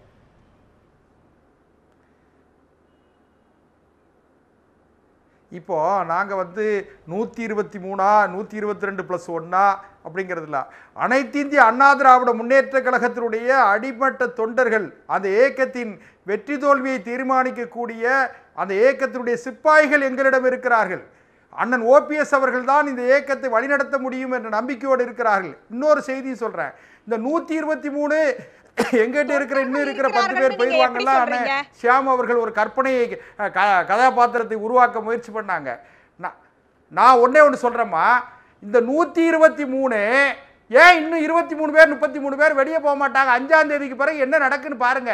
5ஆம் தேதி 5ஆம் தேதிக்கு பிறகு வந்து 5ஆம் தேதிக்கு பிறகு அந்த ஏக்கம் என்னென்ன அது இபிஎஸ் என்ன பாடுபட போறாரு, யார் எடப்பாடி பழனிசாமி என்ன பாடுபட போறாருன்னு பாத்துக்கிட்டீங்க. எங்களை பொறுத்தவரை ஒரே ஒரு பாடுபட போகிறார் அப்படிங்கறத நீங்க சொல்லுங்க சகோதரி, கொஞ்சம் அனுமதிங்க, வேற ஒண்ணும் இல்ல. ஆண்டன் அதாவதுமா தங்க தமிழ்ச்செல்வன் காத்திருக்காரு மந்திரி பதவி வேணும்னு சொல்லி, செந்தில் பாலாஜி ரெடியா இருக்காரு, தோப்பு வெங்கடாசலம் ரெடியா இருக்காரு, பழைய மந்திரி பழனியப்பன் ரெடியா இருக்காரு. அங்க ஆளுக்கு பிச்சுக்கிட்டு நிக்கிறாங்க. 5ஆம் தேதிக்கு பிறகு திரு டிடிவி தினகரன் அவர்கள் என்ன பாடுபட போறாங்கன்னு சொல்லி நாங்க அந்த முயற்சியை எடுக்கல. தயவு செய்து எங்களை பொறுத்த வரைக்கும் தயவு செய்து சகோதரி, அதாவது அண்ணன் ஓபிஎஸ் அவர்களை பொறுத்தவரையில் இந்த அரசு மக்கள் நல அரசாக இல்லைங்கிறதா. என்ன காரணம் கேட்டீங்கன்னா, இன்றைக்கு சென்னையில் குடி தண்ணீர் பிரச்சனை தலைவிரித்தாடுகிறது, மக்கள் தவிக்கிறார்கள். அண்ணன் ஓபிஎஸ் முதலமைச்சராக இருக்கும்போது ஆந்திர முதலமைச்சர் சந்திரபாபு நாயுடு சந்தித்து 2.5 டிஎம்சி தண்ணி வாங்கினாங்க, குடி தண்ணி வாங்கினாங்க. இந்த முதலமைச்சர் அதுக்கான முயற்சி எடுத்தாரா? அண்ணன் ஓபிஎஸ் இருந்திருந்தா நீட் பிரச்சனையில தமிழ்நாட்டிற்கு எக்ஸம்ஷன் வாங்கியிருப்பாங்க, விதிவிலக்கு வாங்கியிருப்பாங்க. அதனால இந்த அரசு மக்கள் நல அரசு கிடையாது, மக்கள் மீது கொஞ்சம் கூட அக்கறை இல்லை. எங்களை பொறுத்தவரையில் நீங்க அவங்கள குற்றம் சுமத்துறது, அவங்க உங்களை ஒரே கட்சிக்குள்ள குற்றம் சொல்றதுனால இரட்டை இலை நிரந்தரமாக கிடைக்குமாங்கிற ஒரு பெரிய ஒரு சவால் இருக்கு இல்லையா?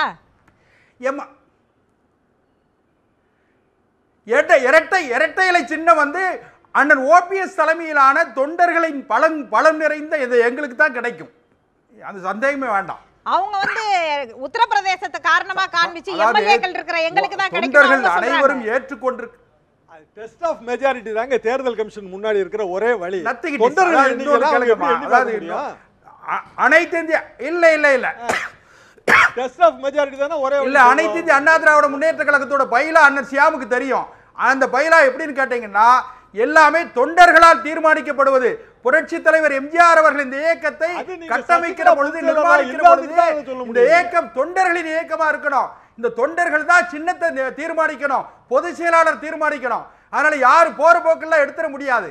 அதனால எங்களை பொறுத்தவரையிலம்மா இந்த இப்ப இருக்கிற எடப்பாடி பழனிசாமி அரசு அம்மாவை நேசிக்கக்கூடிய அரசு கிடையாது. அன்றாடம் செத்து பிழைக்கிற இந்த அரசு நீடிச்சாலும் எங்களுக்கு ஒண்ணு இல்ல, நீடிக்கிறனால எங்களுக்கு ஒண்ணு இல்ல. நாங்கள் மக்களை நோக்கி பயணப்படுகிறோம். சிஆர் சரஸ்வதி மேடம் அம்மாவை நேசிக்கிற தொண்டர்களை, அதாவது பார்த்தீர்கள் என்றால் பல குற்றச்சாட்டுகள் இங்கு வைக்கப்படுகிறது. மாறி மாறி இப்ப இங்க நடக்கிறது வந்து அரசியல் இல்ல, எல்லாமே அரசு தரப்புல தான் நடக்குது. தமிழக அரசு கேட்டதுக்கு தான் இந்த நினைவு நாணயம் அப்படின்னு ரெண்டு பக்கமுமே இப்ப சொல்லக்கூடியதை பார்க்கும் பொழுது, அரசியல் ரீதியாக இப்போதைக்கு அதிமுகவுடைய துணை பொதுச் செயலாளராக இருக்கக்கூடிய டிடிவி தினகரனுடைய ரோல் இதுல என்ன? சொல்லியிருக்கோமே, அடுத்த மாதம் 4ஆம் தேதி, இன்னொரு ஒரு வாரம் தானே இருக்கு. அதாவது மாண்புமிகு கழக பொதுச் செயலாளர் சின்னம்மா அவர்களும் சரி, மரியாதைக்குரிய அன்பு சகோதரர் துணை பொதுச் செயலாளரும் சரி, அவர்கள் சொல்லக்கூடிய ஒரே கருத்து, இந்த தொண்டர்களுடைய விருப்பம் எதுவும் அதுதான், கழகம் இணையணும். அன்னைக்கு அண்ணன் ஷியாம் சொன்னதை போல புரட்சித் தலைவர் எம்ஜிஆர் அவர்கள் மறைந்த போது பிளவுபட்டு அதன் பிறகு அம்மா தலைமையில் கழகம் இணைந்து ஒரு மிகப்பெரிய வெற்றி பெற்றோம். அதே போல தான் அன்றைக்கு சிறைச்சாலைக்கு செல்லும் முன்பு கூட அம்மா சின்னம்மா அதைத்தான் சொன்னாங்க.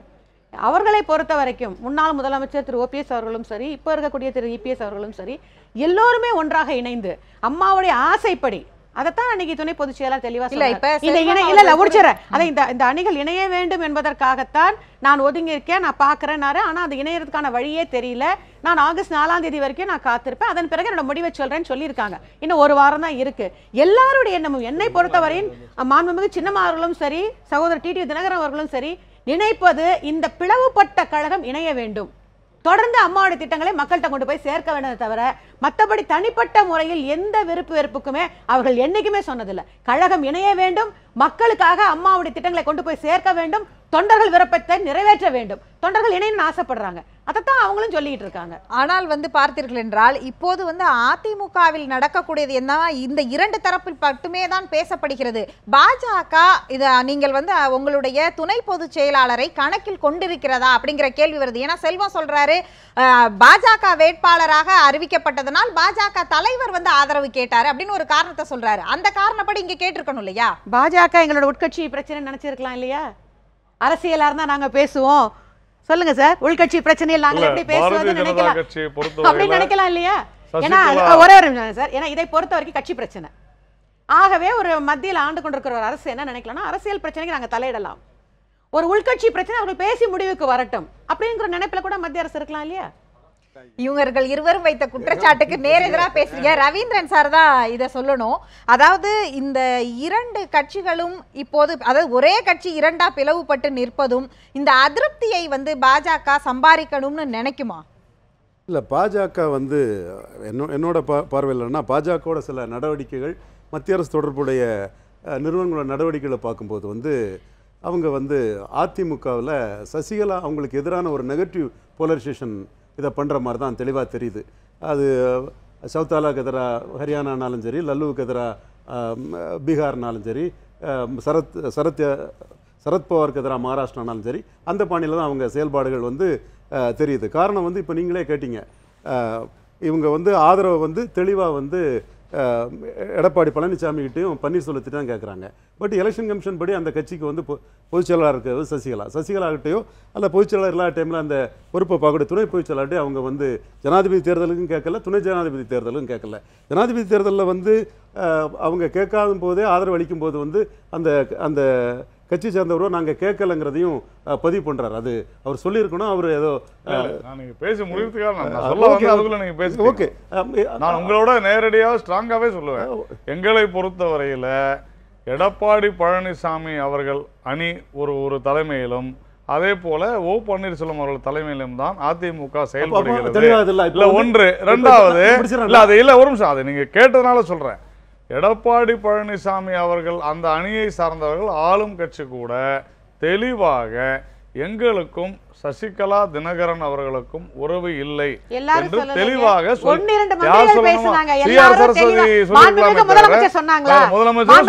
கண்டிப்பா சொல்லிருக்கிறாரு. அதனால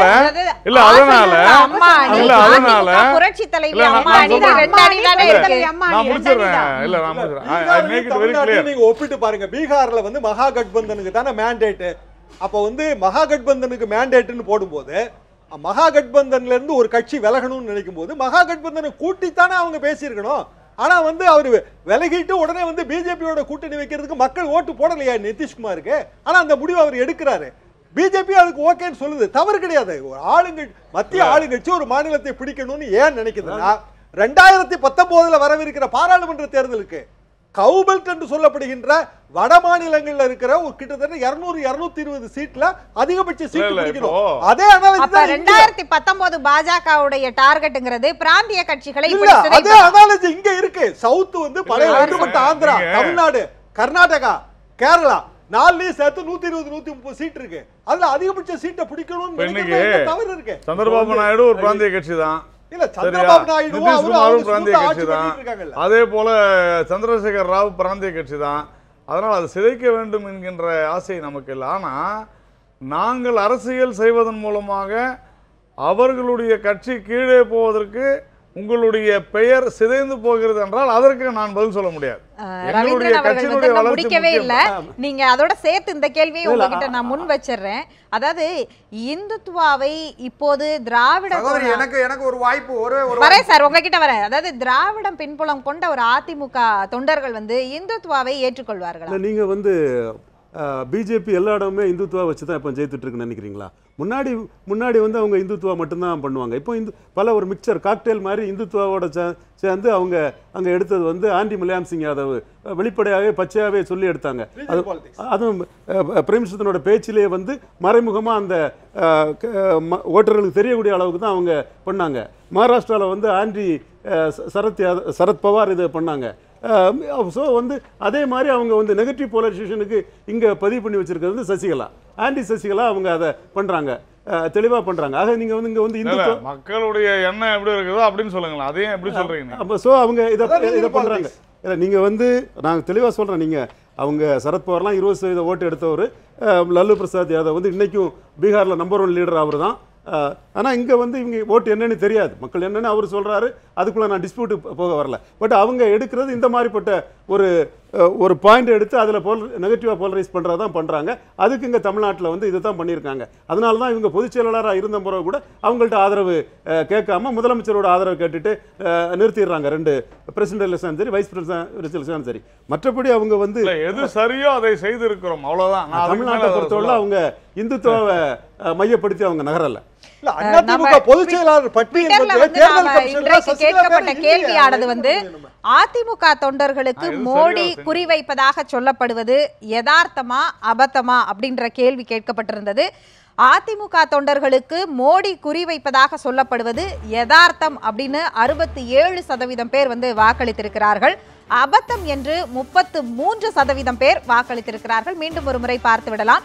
அதிமுக தொண்டர்களுக்கு மோடி குறிவைப்பதாக சொல்லப்படுவது யதார்த்தம் என்று 67% பேர் வாக்களித்திருக்கிறார்கள். அபத்தம் என்று 33% பேர் வாக்களித்திருக்கிறார்கள். இந்த ட்விட்டர் போல ஷாம் அவர்கள் எப்படி பார்க்கிறீர்கள்? நான் என்ன சொல்றேனோ என்ன நினைக்கிறேனோ அதை வந்து பொதுமக்கள் பிரதிபலித்து தான் நான் எடுத்துக்கிறேன். அந்த அபத்தங்கிறது கூட என்னன்னா அதிமுக தொண்டர்கள் பிஜேபிக்கு வரமாட்டாங்கன்னு அவங்க நினைக்கிறாங்க. நீங்க கேட்ட ஒரு கேள்விதான், அதாவது இந்துத்துவ அடிப்படையில் இருக்கிற ஒரு இயக்கத்துக்கு வந்து திராவிட சிந்தனையோட இருக்கிறவங்க போவாங்களாங்கிறது ஒரு கேள்வி. ஆனால் திராவிட சிந்தனைகள் கொஞ்சம் நீர்த்திருச்சு. திராவிட சிந்தனைங்கிறது 3 தான். கடவுள் மறுப்பு ரொம்ப முக்கியம். அதுல திராவிட சிந்தனை என்பது அதிமுகவுடைய கடந்த கால வரலாறுகளை பார்க்கும்போது எந்த அளவுக்கு இருக்குங்கிறதை சேர்த்து தான் பார்க்கணும். இல்லங்கிறத உண்மை. திமுகலையுமே இல்ல. கடவுள் மறுப்பு என்பதுதான் திராவிட சிந்தனையின் முதல் கட்டம். அது இன்றைக்கு இல்லவே இல்லை. அப்படிங்கும்போது அந்த கொஸ்டினுக்குள்ள நம்ம போக வேண்டியதே இல்லை. இப்போ வந்து அரசியல்ங்கிறது தேர்தல் வெற்றியை நோக்கிய அரசியல் தான். தேர்தல் என்பது வரப்போற தேர்தல் 2. 1 நம்மளோட ஆர்கே நகர் இடைத்தேர்தல் எப்போ வரப்போகுதுன்னு தெரியாது. 2வது நம்மளோட லோக்கல் பாடி எலெக்ஷன் ஆகஸ்ட்ல கண்டிப்பா டேட் கொடுத்தாகணும்னு நெருக்கி வந்தாச்சு. 3வது 2019 தேர்தல். அதை விட்டுட்டு பார்த்தால் கூட இந்த 2 தேர்தலிலும் வெற்றி முக்கியம். சுருக்கமாக நாராயணன் அவர்கள் இந்த ட்விட்டர் தேர்வை சாதாரணமாக இந்த கருத்து கணிப்புகளை நம்புவதே இல்லை. அதனால் அது குறித்து கருத்து சொல்வதற்கும் எனக்கு விருப்பமும் கிடையாது. இன்னைக்கு கட்சியில அம்மாவுக்கு பிறகு இவ்வளவு குழப்பங்கள் இருந்து கூட எங்கள் அனைத்து இந்திய அண்ணா திராவிட முன்னேற்ற கழக தொண்டர்கள் எங்கேயும் போல. எத்தனை கஷ்டம் வந்தாலும் எத்தனை சோதனை வந்தாலும் எங்கள் இயக்கம் இதுதான், எங்கள் கட்சி இதுதான், இங்கே தான் நாங்க இருப்போம் தான் இருக்கோம். அப்படித்தான் ரவீந்திரன் துரைசாமி அவர்கள் மக்கள் இப்படி நினைக்கிறது இயல்பு தான். ஆனா பிஜேபிக்கு ஸ்ட்ராட்டஜியும் அவங்க எப்படி போலரைஸ் பண்ணி நினைக்கிறதும் வேற. இது அதோட ஆரம்ப புள்ளிகளை தான் அவங்க தமிழ்நாட்டில் பண்ணியிருக்காங்க. போக போக நிறைய வரும். தூத்துக்குடி செல்வம் அவர்கள் இந்த ட்விட்டர் போல எப்படி பார்க்குறீங்க?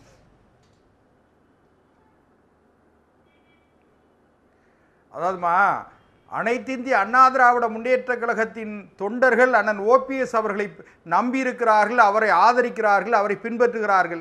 அந்த தொண்டர்களை ஈர்ப்பதின் மூலமாக எதிர்காலத்திலே 1998 எப்படி நாடாளுமன்ற தேர்தலில் அடல் பிகாரி வாஜ்பாயும் லால்கிருஷ்ணன் அத்வானியும் மாண்புமிகு புரட்சித் தலைவி அம்மாவோடு தேர்தல் நேரத்தில் இந்தியாவினுடைய ஒற்றுமைக்கு உறுதிப்பாட்டிற்காக ஒரு கூட்டணியை வைத்தார்களோ, அதை போல எதிர்காலத்திலே அனைத்து இந்திய அண்ணா திராவிட முன்னேற்ற கழகத்தின் பெரும்பான்மை தொண்டர்கள், ஒட்டுமொத்த தொண்டர்கள் ஆதரிக்கிறார்கள்.